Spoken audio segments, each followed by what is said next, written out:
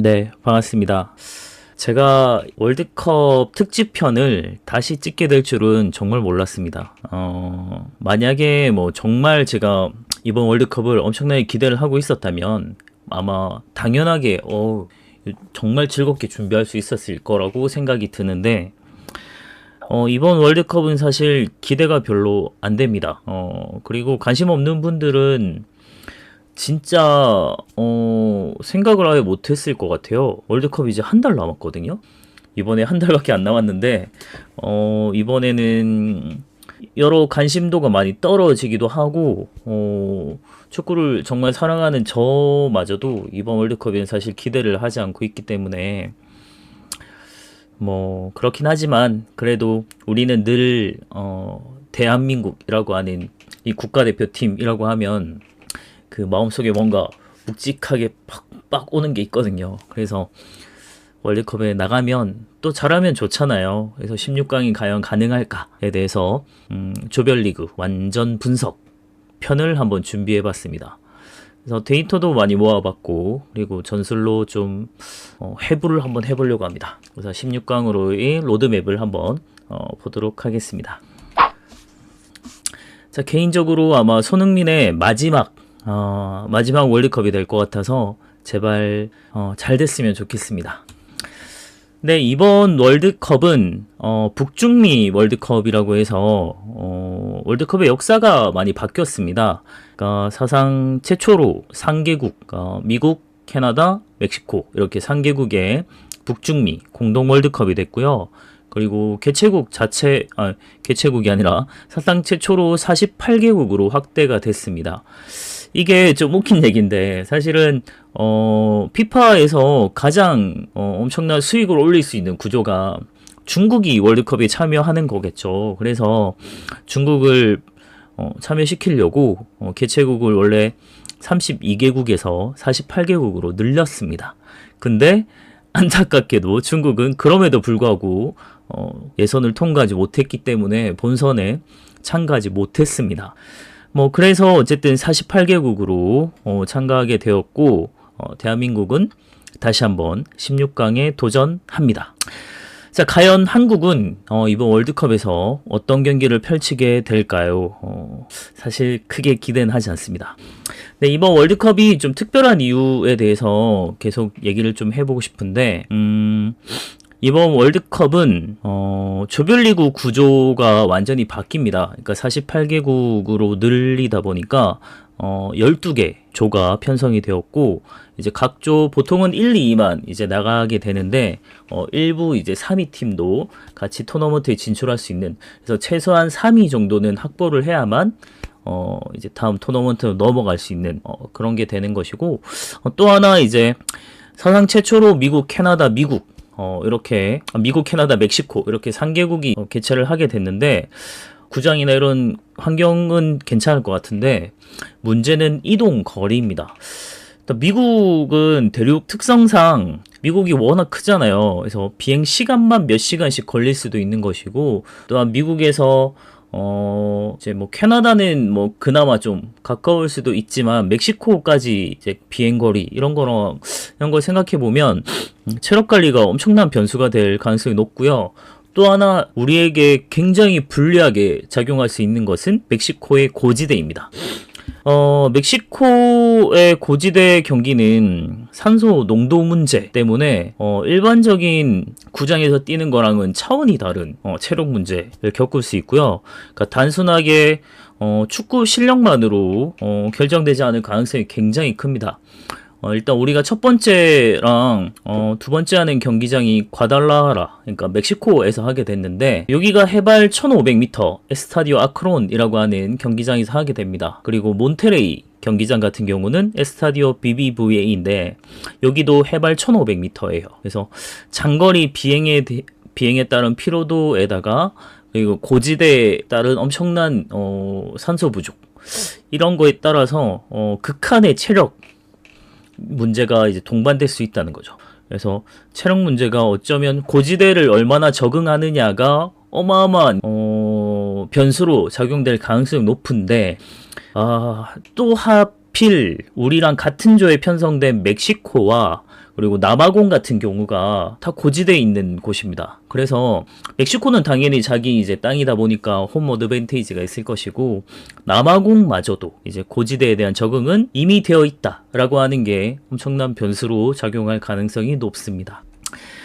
자, 그러면 기본적으로 그냥 우리나라의 기본적인 대표팀 자체에 대한 분석을 좀 한번 해보고자 하는데, 역시 이번 대한민국 대표팀의 핵심은 여전히 손흥민입니다. LAFC의 스트라이커로 이제 활약을 하고 있는 이제 손흥민인데, 역시 만든 게 노트북 LM으로 만들었는데 아직은 한글은 조금 오타가 많네요.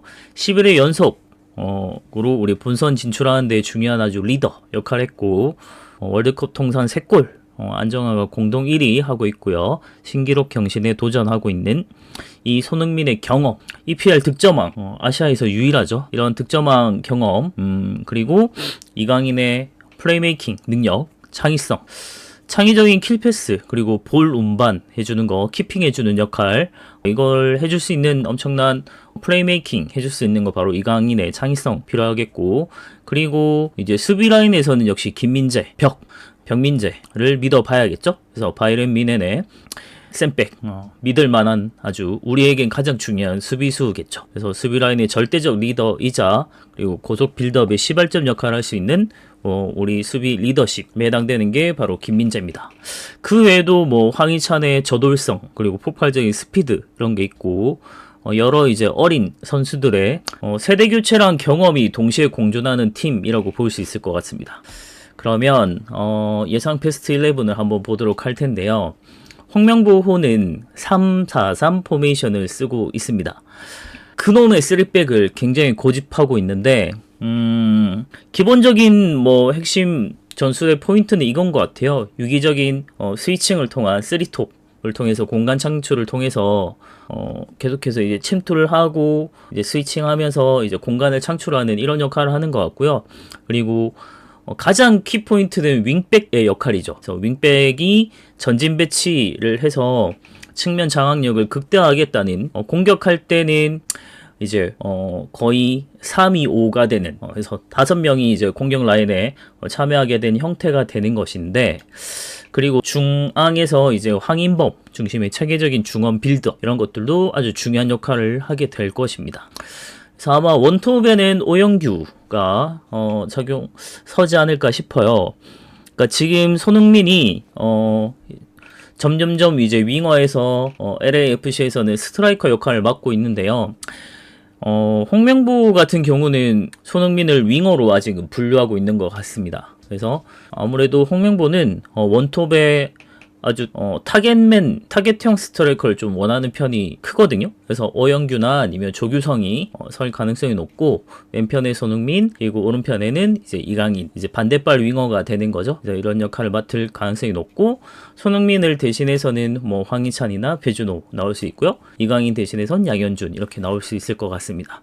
그리고 중앙에는 부동의 황인범, 지금 부상에서 회복해서 이제는 좀 어느 정도 이제 회복기를 거치고 있는 것 같은데, 아주 중요한 선수라서 빠른 회복이 아주 필요할 것 같고, 그리고 아마도 수비형 역할에는 백승호 선수 아니면 이제 김진규가 나올 것 같습니다. 그리고 황인범을 대체하고, 그리고 또 윙어 어디든 설 수 있는 게 바로 이재성도 있을 거고요.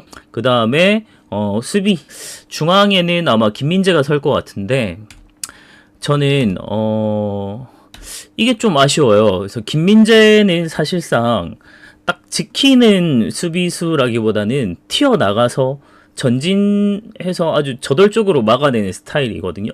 근데 그런 스타일이다 보니까 김민재를 정중앙에 딱 3백이 중앙에 놓는 거는 별로 좋은 건 아닌 것 같습니다. 그래서 김주성이나 조유민처럼 요 좌우 양쪽에 위치해서 중앙에 한 명이 딱 버텨주고 김민재가 튀어나가서 1대1로 끊어내는 이런 게 훨씬 좋을 것 같은데, 김민재를 제대로 좀 활용하지 못하고 있는 게 사실상 큰 것 같고, 그리고 뭐 조유민, 김주성 아니면 이한범 뭐 이렇게 나올 것 같습니다. 그리고 아마 왼편에는 이태석을 훨씬 좋아하는 것 같고요. 그리고 오른편에는 서령우가 아마 자리를 하게 될 것 같습니다. 그리고 키퍼는 아마 조현우랑 김승규가 경쟁을 하는 체제일 것 같은데 빌드업에는 이제 김승규가 조금 더 발밑이 좋고 조현우가 선방 능력이나 이런 것들은 더 좋은 것 차이점이 조금 있습니다. 근데 사실상 이제 5-2-3 이제 체제를 갖고 가기 때문에 우리가 역습 상황에서 뒷공간이 노출되는 경우가 굉장히 많았어요. 그래서 수비할 때 정작 제대로 수비가 안 되는, 그리고 5-2-3이 되는 형태가 많아서 사실상 5백 형태가 되는데, 그러다 보니까 또 공격할 때도 숫자가 부족하고, 그렇다고 공격할 때도 또 끊겼을 때 백이 늦어서 뒷공간을 노출하고 이런 경우가 되게 많았어요. 그래서 수비가 숫자가 많다고 해서 우리가 수비가 잘 되는 것도 아니었고, 그래서 이도저도 아닌 굉장히 좀 세부적인 디테일한 전술 지시가 너무나도 부족한 그런 형태라서, 사실 포메이션이 뭐 어떻다, 포메이션의 문제라기보다는 전술의 디테일 자체가 너무 떨어지는 게 문제거든요. 근데 홍명보는 예전에 이제 울산에서 막 우승도 하고 했지만, 그때도 전술적으로는 뭔가 대단한 디테일한 지시가 있었던 건 아니었거든요. 그래서 전술적으로 늘 좋은 감독은 아니었습니다. 그리고 전술적으로 되게 공부를 많이 한다거나 이런 스타일도 아니거든요. 그래서 저는 정말 지금 뭐 월드컵이 정말 이제 얼마 안 남았는데, 한 달 남았는데 전 감독 바꿨으면 좋겠다 라는 생각을 아직도 하고 있는 사람 중에 하나거든요. 그래서 어떤 결과를 가져올지 모르겠지만, 그거는 월드컵 가서 잘 했을 때 전 뭐 감독의 역할이라기보다는 그냥 선수들이 너무 좋아요. 지금 사실 진짜 좋은데 그만한 감독이, 더 좋은 감독이 더 좋은 전술로 좋은 전술적인 지시나 이런 것들이 있으면 훨씬 우린 좋은 성적을 가질 수 있을 것 같은데, 지금까지 보여준 평가전의 모습, 그리고 여러 이제 홍명보 감독이 보여줬던 모습들은 오히려 이 좋은 선수들을 다 썩히는 모습이 너무나도 컸어요. 그래서 너무 사실 기대가 너무 안 되고 사실 좀 열받습니다. 어쨌든 이런 형태에서 한국의 핵심은 빠른 전환입니다. 역시나 우리는 다들 스피드와 민첩성을 갖고 있기 때문에 빠른 전환을 하는 게 핵심일 거고, 특히 이제 이강인이 볼을 잡는 순간 이강인의 엄청난 시야 그리고 정확한 패스에서 이강인이 볼을 잡는 순간에 이제 손흥민의 침투가 시작되는 거죠. 그래서 손흥민이 딱 침투해서 들어갔을 때 상대 수비 뒷공간을 공략하는 역습이 대한민국 최고의 무기가 될 수 있겠다라는 것이고, 그리고 또 하나 이제 세트피스. 세트피스로 우리가 좋은 결과를 가져온 경우가 많진 않았는데, 그래도 김민재의 제공권은 사실 유럽에서도 엄청 최상급 수준이라고 볼 수 있거든요. 그리고 그 1대1 마킹 능력 이런 것도 어마어마하기 때문에 일단 제공권에서, 그리고 이 피지컬, 엄청난 피지컬과 빠른 스피드 이런 걸 통해서 제공권을 확보할 수 있기 때문에 아주 중요한 득점 루트가 될 수 있을 가능성이 높습니다. 그래서 그런 걸 좀 기대해 봐야 되는 거죠.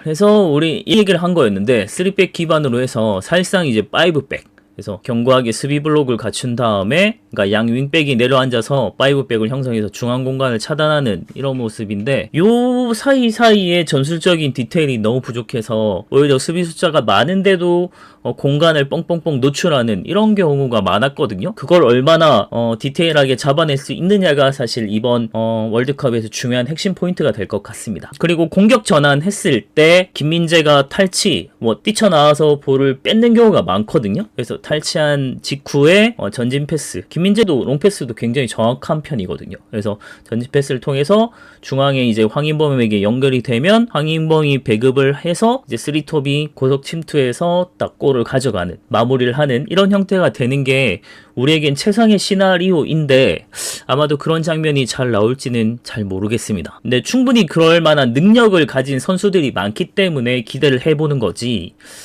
전술적으로 이게 얼마나 준비될지는 잘 모르겠어요, 사실.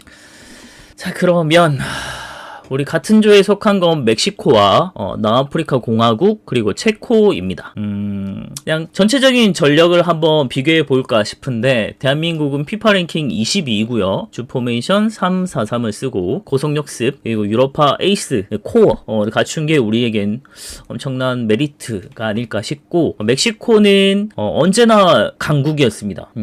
멕시코는 늘 16강 이상을 가고 굉장히 탄탄한 전력을 갖고 있는 편인데 거기에 개최국 어드밴테이지도 있고 고지대 어드밴테이지도 있고 주포메이션은 4-3-3이고 강한 전방 압박을 하고 고지대 이제 에다가 또 엄청난 홍감중이라고 하는 엄청난 어드밴테이지가 있습니다. 다음에 남아프리카 공화국 같은 경우는 우리가 사실 뭐 늘 그런 얘기 합니다. 이번 월드컵의 1승 재물은 어딜까? 이런 얘기 할 때 이번엔 요 중에서는 가장 전력이 떨어진 게 사실 남아프리카 공화국이기 때문에 우리가 뭐 1승 재물이다 이런 얘기 하는데 우리가 1승 재물이다 할 때 뭐 가나도 있었고 뭐 알제리도 있었고 그랬는데 우리는 1승 재물이라고 했던 팀들에 늘 고전을 했습니다. 그리고 오히려 우리가 역으로 잡히는 경우가 많았기 때문에 함부로 1승 재물이다 하는 얘기를 하는 게 아니다 싶고 그리고 남아프리카 공화국은 또 아프리카의 복병입니다.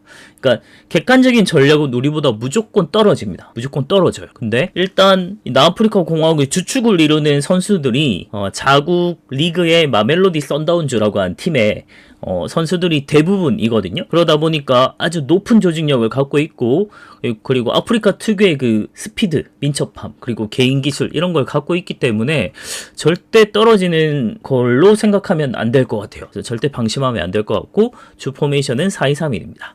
다음 체코 같은 경우는 피파 랭킹이 41이고요.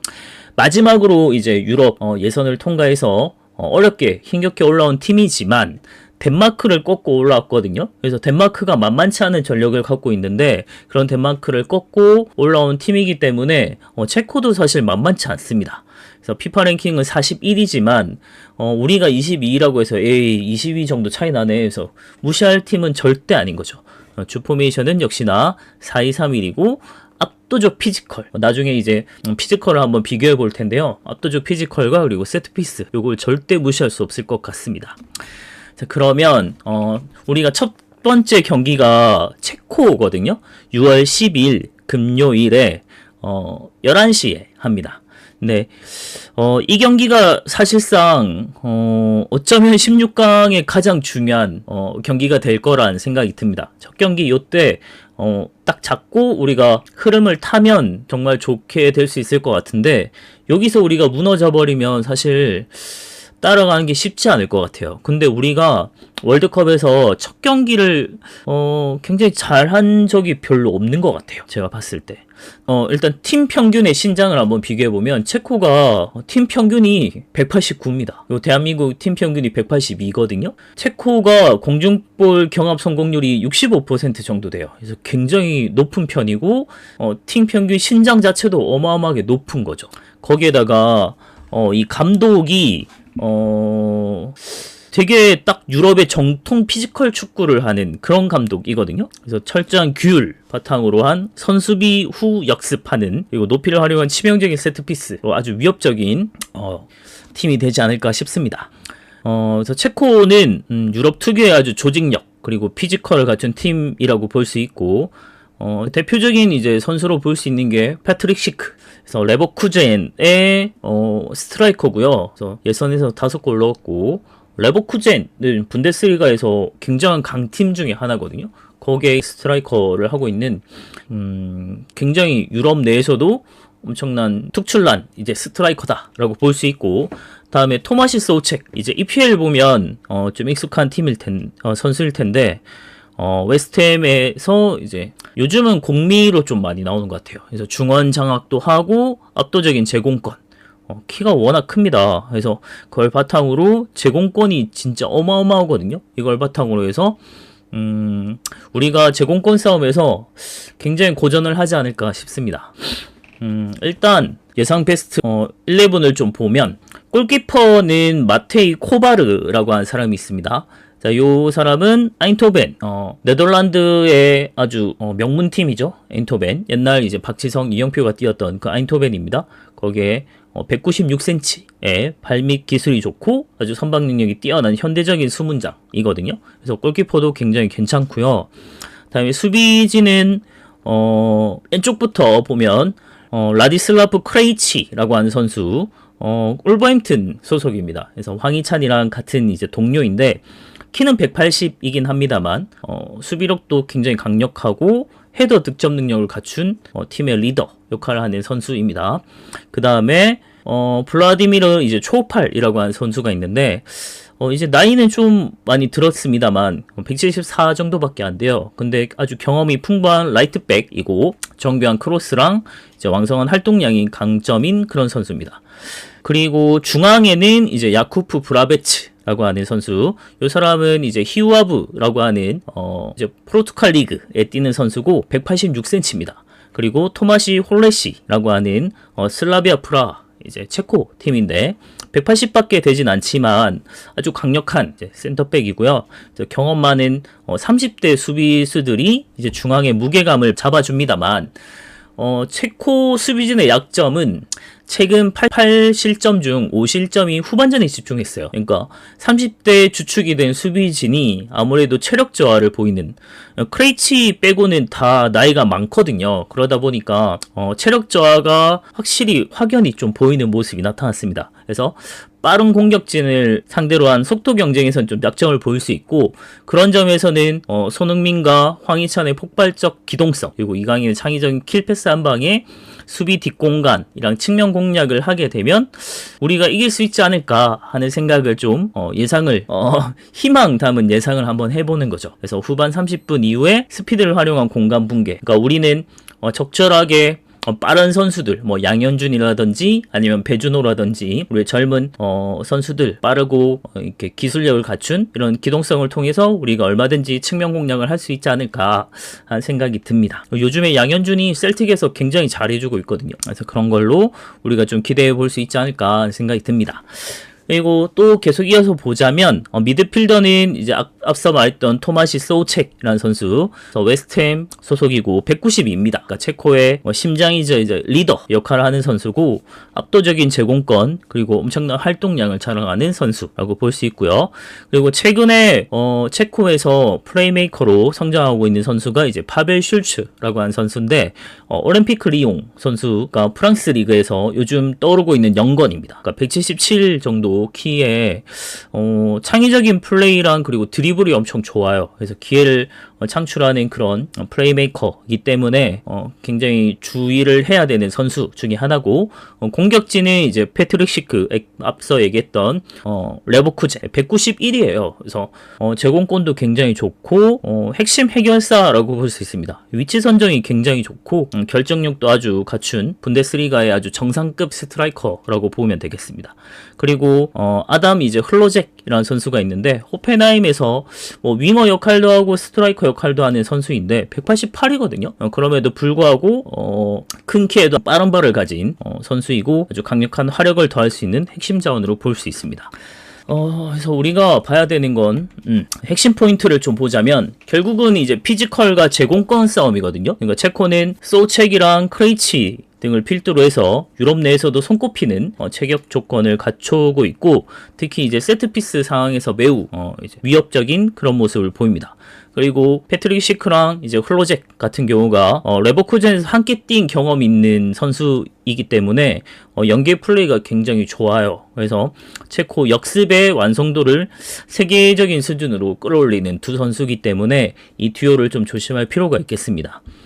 하지만 앞서 얘기했듯이 이제 후반에 수비 불안이라고 하는 그러니까 주축들이 30대 초반으로 구성되어 있기 때문에 경기 후반에 체력이 좀 저하되고 빠른 스피드에 좀 무너지는 경향을 보였기 때문에 특히 고지대 경기장이라서 우리도 물론 힘들겠지만 이 30대 노장의 선수들에겐 더 힘들 거잖아요. 그래서 이런 체력적 변수가 더 크게 작용할 전망입니다. 그래서 우리가 체력적으로 잘 준비하고 고지대에서 잘 적응을 한다면 아주 좋은 모습을 보일 수도 있을 것 같습니다.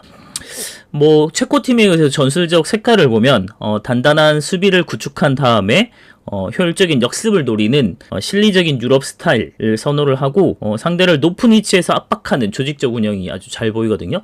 그래서 딱 전형적인 동유럽의 딱 피지컬 그런 축구라고 볼 수 있습니다.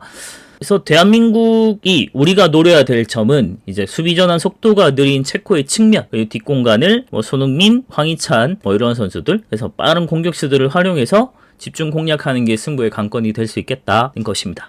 그래서 역시나 이제 대한민국의 승부 포인트라고 한다면 결국은 이제 손흥민의 침투가 우리가 가장 노릴 수 있는 것이겠고, 중앙에서 모든 축구에서 사실 제일 중요한 게 중원 싸움이거든요. 그래서 중원 싸움을 우리가 소우책이라고 하는 선수를 얼마나 잘 막아내서 우리가 중앙을 장악할 수 있느냐. 그래서 황인범 그리고 백승호 이런 선수들이 얼마나 압박을 잘 버텨주느냐가 굉장히 중요할 거고, 그래서 3백에서 이 압박을 풀어내는데 아주 큰 도움을 줘야 될 것 같습니다.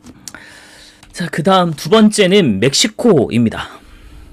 멕시코는 우리가 6월 19일 금요일 10시에 이제 두 번째 경기를 하게 되는데, 가장 까다로운 팀이 될 것이고, 만약에 우리가 조 1위 경쟁을 하게 된다면 조 1위 경쟁을 놓고 맞서야 될 상대가 되는 게 바로 멕시코가 될 것 같습니다. 자, 멕시코는 아주 전형적인 빠른 공격 축구를 구사하는 팀이라고 보면 되겠고, 개최국의 이 광기, 멕시코의 응원이 정말 어마어마하거든요. 그래서 엄청난 광기 어린 그런 응원, 홈 어드밴티지를 받을 수 있을 것이고, 1500m 이 고지대 적응력을 바탕으로 한 기선제압을 아마 할 겁니다. 그리고 433 기반의 매우 빠른 공격 전개랑, 그리고 전방위적으로 아주 강한 압박 라인 자체가 굉장히 높아요. 전방부터 공격 라인부터 압박이 들어올 것이고, 그러면 사실 우리가 이 압박을 풀어내는데 엄청나게 힘들어하는 경우가 많이 보이거든요. 그래서 우리에겐 너무나도 고전할 것 같은 생각이 듭니다. 그래서 이런 시간에 우리가 전방 압박에 당해서 빠른 실점을 하게 된다면 우리는 쉽게 무너질 수도 있을 것 같습니다. 그게 되게 좀 무서운 점이에요.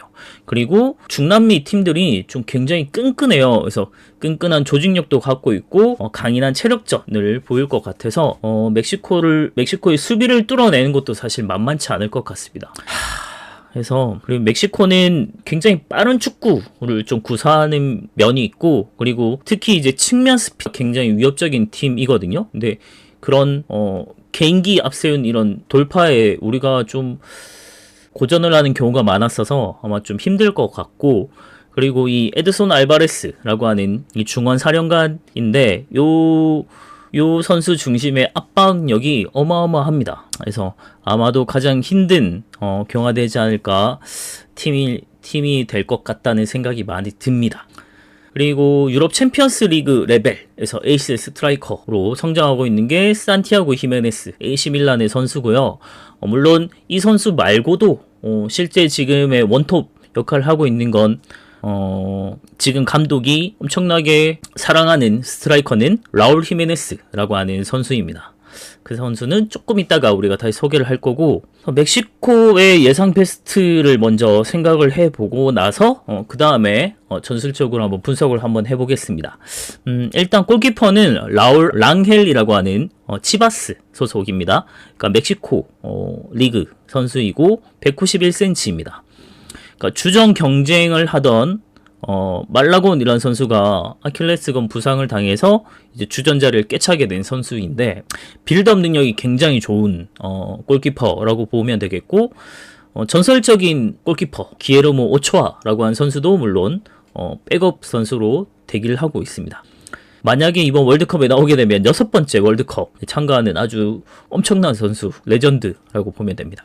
그 다음 수비진을 한번 보면 왼편부터 호르헤 산체스라고 하는 선수, FC 포르투, 포르투갈 리그의 아주 최고 명문팀이죠. 포르투에 170밖에 되지 않는데 엄청나게 빠르고 기술 좋고 그런 윙백으로 보면 되겠고, 중앙에는 이제 세사르 몬테스라고 알메이라 소속, 그러니까 라리가 스페인 리그에 뛰는 191cm의 아주 좋은 센터백이 있습니다. 그리고 요한 바스케스라고 하는 제노아, 그러니까 세리에 수비로 아주 정평이 난 리그잖아요. 그런 리그의 센터백 185cm의 센터백이 있고, 또 헤수스 가야르도라고 몬테레이라고 하는 이제 멕시코 리그에서 뛰는 선수인데, 양쪽 윙백은 키가 좀 작아요. 그러니까 호르헤 산체스는 170이고 헤수스 가야르도는 176cm라서 키가 좀 작은 편인데, 그럼에도 불구하고 아주 좋은 기술력과 공격 가담 능력을 갖고 있기 때문에 좀 힘들지 않을까 싶습니다. 또 몬테스랑 이제 바스케스 요 두 센터백 듀오가 아주 커리어 하이를 달리고 있는 센터백 듀오이기 때문에 멕시코 수비 아주 가장 큰 강점이고, 원래는 멕시코가 다른 뭐 남미 팀이나 이런 거에 비해서 수비수들이 피지컬적으로 좀 약했거든요. 근데 이 선수들은 피지컬적으로도 굉장히 큰 강점을 갖고 있고, 191에 185니까 제공권도 좋고 발밑도 좋고 좀 힘들 것 같습니다. 그리고 양쪽 풀백인 산체스랑 가야로도는 아주 현대적인 윙백, 그러니까 오버래핑을 아주 잘하고 그런 능력을 갖추고 있는 아주 공격 지향적 수비수들이라고 보면 되겠습니다. 거기에 미드필더를 보면 에드손 알바레스, 아까 봤던 핵심 선수인데 웨스트햄 소속이고 187cm, 그래서 아주 중요한 중앙 장악력과 수비력, 그리고 발밑도 아주 좋고요. 그리고 루이스 차베스라고 디나모 모스크바 선수인데 178cm 정도이고, 다음에 알바로 피달고라고 레알 베티스, 그러니까 라리가에 있는 팀인데, 이 선수가 원래는 스페인 선수인데 귀화를 했거든요, 멕시코로. 그래서 귀화를 한 아주 괜찮은 플레이메이커입니다. 창의성이 아주 좋고요. 다음에 전통의 아주 뛰어난 선수 오르벨린 피네다라고 아테네에서 뛰는 선수인데, 키는 뭐 169 정도밖에 안 되지만 아주 뛰어난 능력을 갖고 있습니다. 이 중에서 에드손 알바레스가 아주 중요한 역할을 하고 있고요. 에드손 알바레스는 지금은 페네르바체 티르키예로 이적을 했습니다. 그래서 중원의 앵커 역할을 한다고 하죠. 그래서 중앙에서 이제 수비 라인과 이제 공격 라인을 이어주는 중요한 중간 역할을 하는 선수이고, 앞서 말했던 스페인에서 귀화했던 이 피달고라고 하는 선수는 새로운 이제 플레이메이커로서 창의성을 아주 더해줄 그런 선수입니다. 다음에 공격진 같은 경우는 로베르토 알바라도라는 선수, 과달라하라에 뛰는 선수인데 키는 166cm입니다. 근데 아주 뛰어난 개인 기술 갖고 있고요. 다음 로사노, 아주 전통적인 선수라고 볼 수 있는데, 지금 이제 샌디에이고 이제 미국으로 이적을 한 선수이지만 오랫동안 유럽에서 뛰면서 엄청난 윙어 역할도 하고 뭐 공격수 역할도 하고, 키는 작은데 굉장히 기술력 좋고 돌파력이 좋은 그런 선수입니다. 자, 거기에 이제 높이를 더해줄 선수가 앞서 얘기했던 라울 히메네스, 이제 플럼 선수이고 190cm거든요.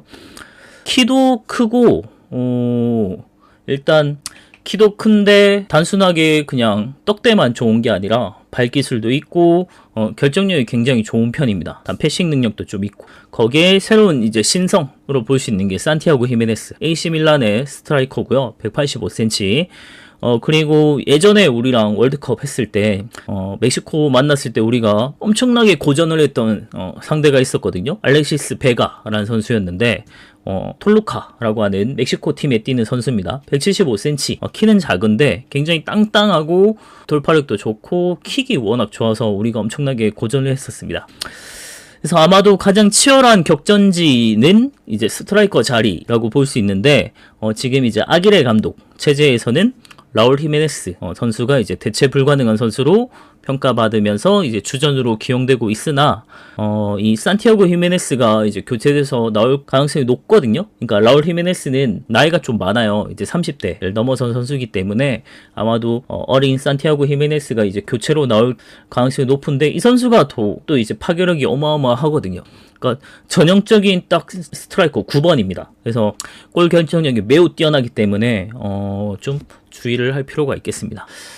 멕시코는 엄청나게 강력한 전방 압박 그리고 기동력이 이제 전술의 핵심입니다. 그러니까 멕시코의 최대 무기는 90분 내내 이어지는 공격적인 압박이라고 볼 수 있을 것 같고, 상대의 빌드업을 높은 위치에서 방해하고 이제 빠른 전환을 통해서 득점을 노리는 이런 팀이거든요.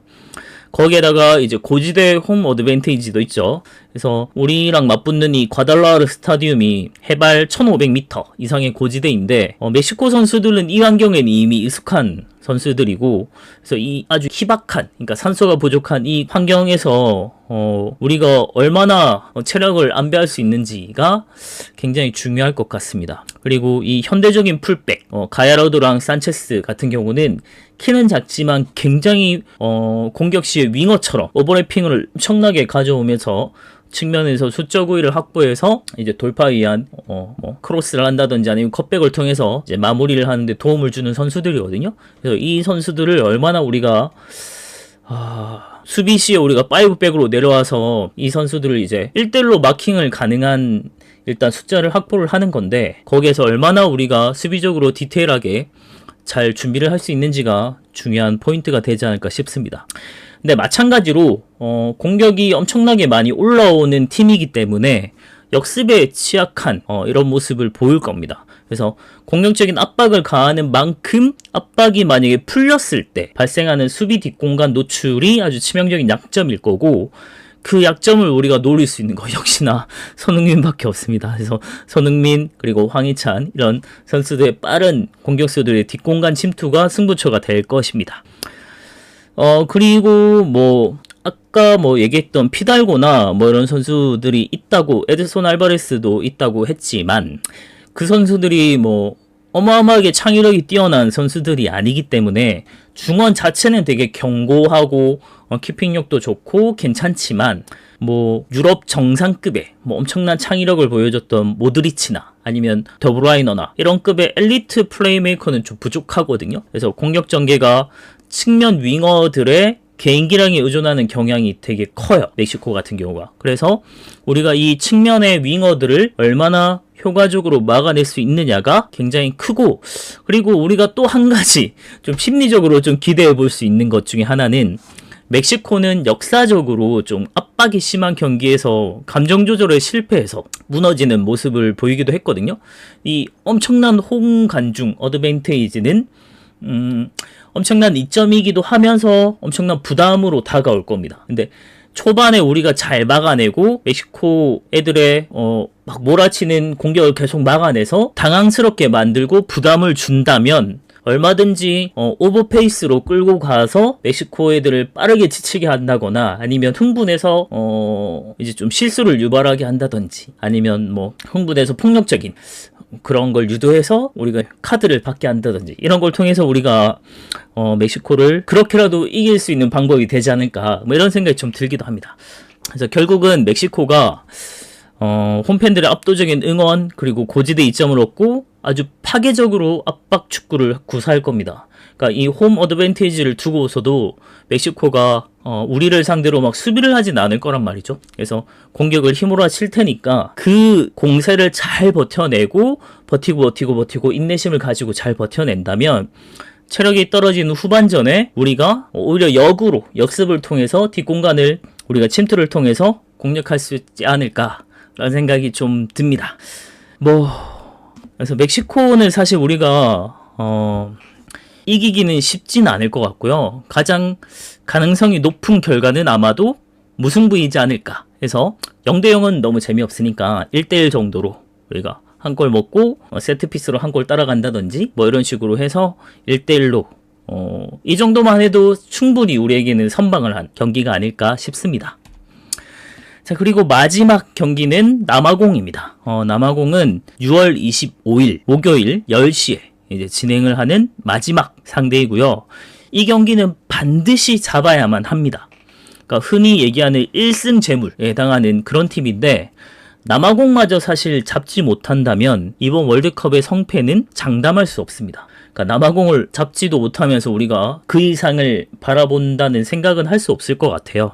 그래서 일단 남아공 팀을 한번 특징을 분석을 해보면 피지컬과 그리고 활동량이 강점입니다. 요때 말하는 피지컬은 막 키가 크고 떡대가 좋다라기보다는 기본적으로 이제 체력적으로 굉장히 좋다는 거죠. 그리고 역습 속도가 굉장히 빠르고, 하지만 역시나 아프리카 그 특유의 세밀함에서 약간의 좀 약점이 존재한다는 점, 이게 우리가 좀 노려볼 수 있을 것 같고요.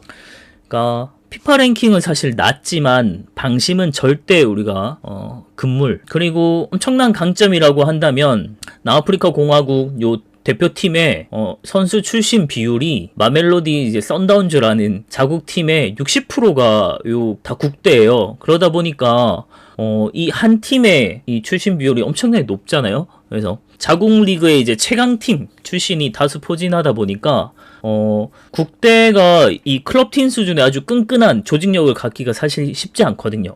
그러니까 여러 클럽에서 모여서 이제 하나의 국대를 이루는 게 대다수인 팀인데 얘들은 거의 한 팀에서 60%가 국대로 다 같이 올라가는 거니까 늘 매일같이 보던 애들이 국대에서도 같이 뛰게 되는 거죠. 그래서 오히려 조직력이 굉장히 좋은 이런 모습이 나타납니다.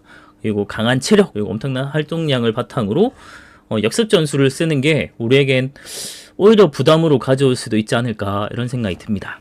대표적인 선수는 번니에 있는 스트라이커 라일 포스터라는 선수고 키가 굉장히 좋고 이제 핵심 스트라이커라고 볼 수 있습니다.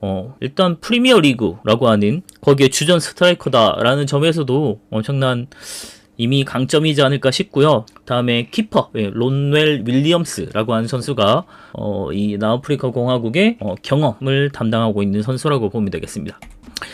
자, 예상 11을 한번 소개를 하자면 감독은 이제 휴고 브루스라는 감독이고요. 골키퍼는 앞서 얘기했던 론웬 윌리엄스라고 하는 선수입니다. 역시나 이제 마멜로디 썬다운즈 선수고요. 184cm. 키는 뭐 키퍼치고는 굉장히 단신이지만 팀의 주장이자 베테랑 수문장으로 아주 오랫동안 국가대표 경험을 갖고 있고 선방 능력이 굉장히 좋습니다. 수비 라인을 지휘하는 능력도 굉장히 좋고, 그리고 수비진은 이제 쿨리소 무다우라는 선수 왼쪽부터입니다. 그래서 마멜로디 이제 썬다운즈 역시 선수이고 181에 아주 좋은 윙백이고요. 다음에 중앙의 센백은 이제 시아본가 은게자나라는 선수, 이름이 다 어려워요. 그래서 슈테하우아, 그러니까 루마니아 선수입니다. 루마니아 리그에 뛰는 선수고 188이에요. 그래서 센백치고 아주 괜찮은 피지컬을 갖고 있고, 다음에 은베즐레 은비카지라는 선수가 센백에 있는데, 와, 이 선수는 제가 정말 축구 많이 보고 하는데도 이 선수는 제가 데이터가 없더라고요.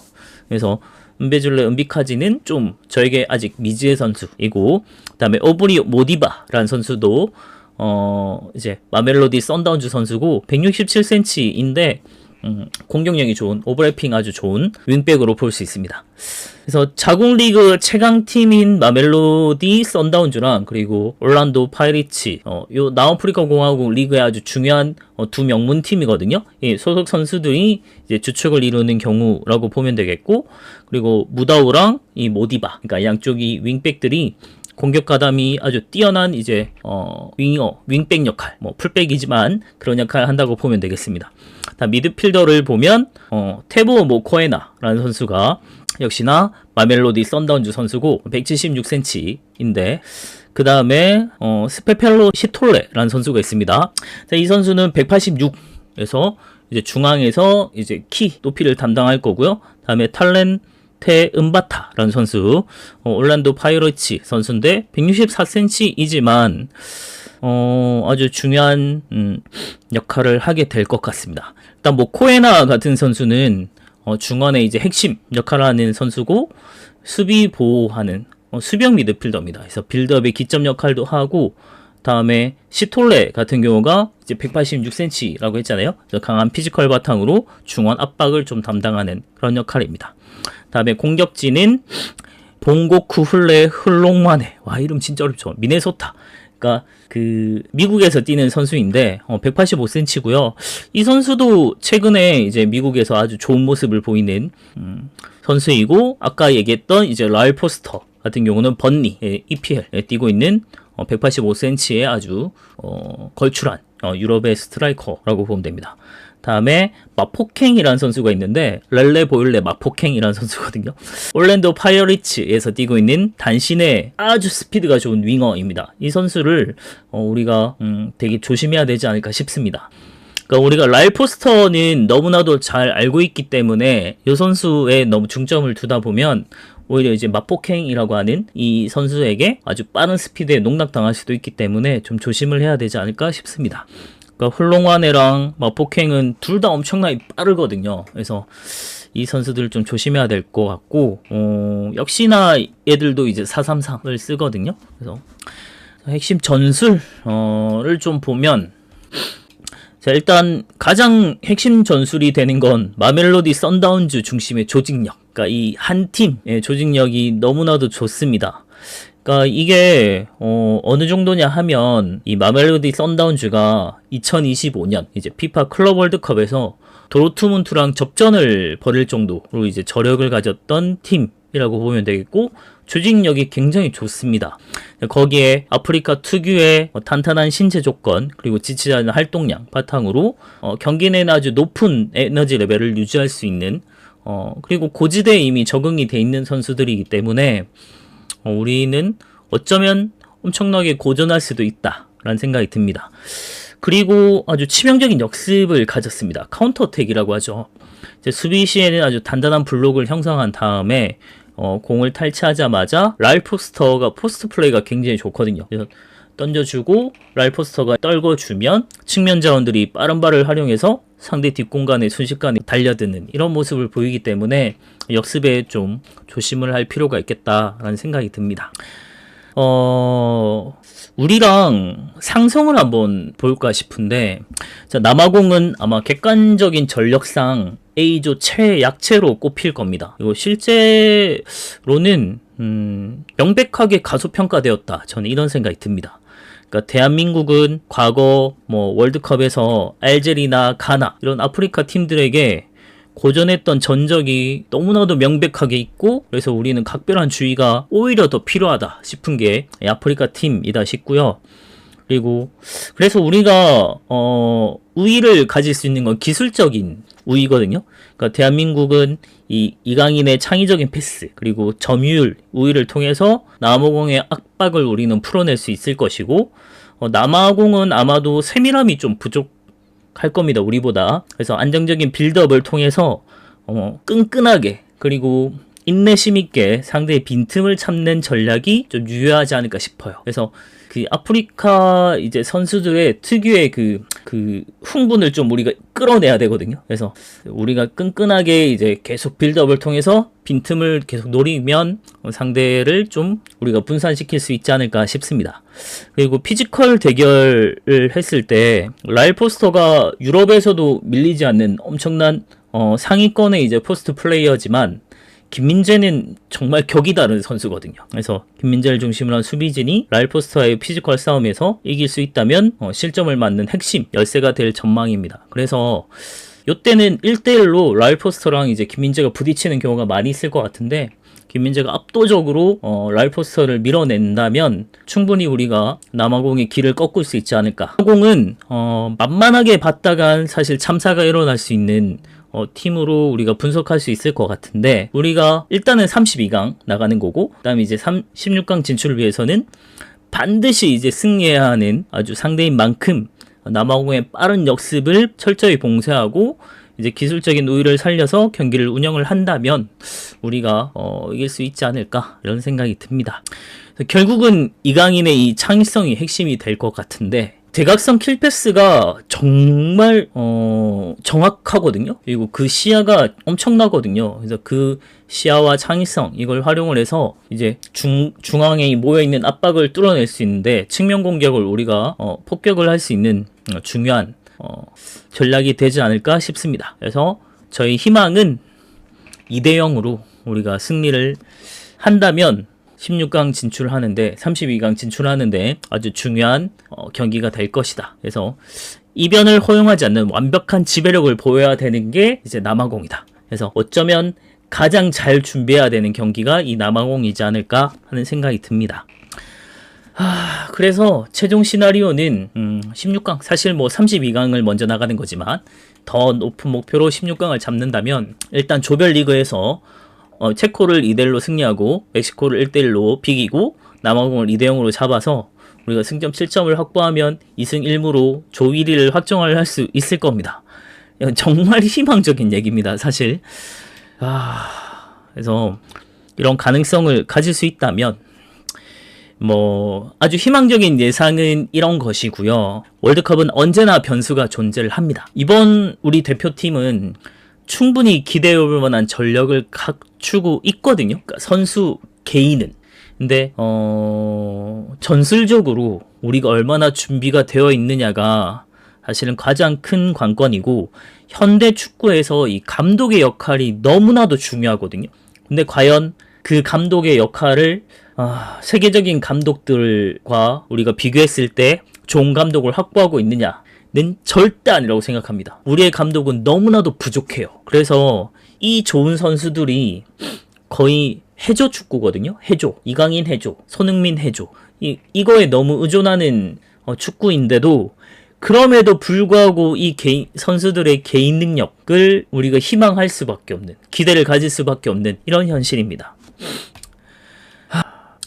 자, 손흥민의 마지막 월드컵이 될 수도 있습니다. 2026년 월드컵은. 대한민국은 다시 한번 기적을 만들 수 있을까요? 여러분이 예상하는 대한민국의 성적은 과연 어떤가요? 저는 이번 월드컵이 9위 라인, 그러니까 손흥민과 그리고 이재성과 이 라인들이 마지막 라스트 댄스거든요. 그래서 이걸 정말 월드컵을 마무리 잘했으면 좋겠고, 그리고 뒤이어서 이제 이강인과 그리고 배준호, 양현준 뭐 이런 선수들, 그래서 새로운 세대로 이제 개막을 하게 되는 아주 중요한 월드컵이기도 합니다. 그러니까 이 월드컵을 얼마나 잘 치러내느냐가 새로운 세대들에게 아주 좋은 경험을 부여할 수 있게 된다면, 우리는 아주 좋은 자연스러운 세대 교체를 통해서 앞으로 더 좋은 팀으로 나아갈 수 있는 방향으로 나아가지 않을까 하는 생각이 듭니다. 그러니까 수비 라인에는 이제 이한범이나 김주성 이런 어린 선수들이 있거든요. 예, 이런 선수들이 잘 성장할 수 있는 중요한 이제 경험 갖출 수 있는 그런 월드컵이 되었으면 좋겠습니다. 축구라고 하는 건 이제 단순히 그냥 전술의 합이 아니거든요. 그러니까 물론 감독 노름 정말 중요합니다. 근데 마지막 월드컵에 임하는 이 황금 세대의 투혼도 있을 것이고, 두려움 없는 젊은 피들의 이 세대 교체가 빚어내는 완벽한 시너지가 뒷받침된다면, 우리는 이미 단순한 팀을 넘어서서, 그러니까 우리는 대한민국 국가대표팀이라고 하는 이 딱 단단한 이 한국이라고 하는 딱 국가를 대표하는 이 선수들이 됐을 때 나서는 마음가짐이 정말 다르다고 하거든요. 그러니까 뭐 다른 나라도 마찬가지겠지만 우리는 특히 국가대표가 되면, 국가대표로 나섰을 때 훨씬 더 그 능력 이상을 발휘하는 그런 모습을 보입니다. 그래서 그걸 기대하고 이번 월드컵을, 사실은 저는 지금 홍명보 감독에게 너무나도 불만이 많기 때문에 하고 싶은 말이 정말 많았고, 사실은 이 전술 분석을 하면서 홍명보 감독에 대한 욕만 해도 한 진짜 몇 시간 동안 할 수 있을 것 같아요. 그런데도 이 선수들, 저는 제가 정말 애정하는 선수들이 많이 있거든요, 이번 대표팀에. 그래서 애정하는 마음으로 열심히 응원을 해주고 싶은 마음이고, 좋은 결과를 가져왔으면 좋겠습니다. 그래서 물론 좋은 결과가 나오지 않는다고 해도 충분히 박수치고, 선수들은 우리가 계속 응원하고 지지하고 격려를 해줬으면 좋겠습니다. 이번 월드컵에서 만약에 우리가 32강을 진출하고 새롭게 이제 토너먼트에 나가게 된다면, 그러면 그때 맞는 팀의 또 이제 프리뷰 영상을 한번 찍어볼까 합니다. 그래서 계속 전술 분석도 하고 그 리뷰도 좀 하고, 뭐 제가 축구 채널은 아닙니다만 제가 또 정말 사랑하는 이 축구에 대한 뭐 저의 그냥 취미 활동이라고 생각을 하고, 이거 준비하고 이렇게 막 풀어내고 하는 게 재밌거든요, 저는. 그래서 한번 해볼까 합니다. 월드컵을 즐기는 저 나름의 이제 방법이라고 생각을 하면 될 것 같습니다. 자, 그러면 다음 영상이 또 있을 수 있기를 기대하면서 마무리하도록 하겠습니다. 감사합니다.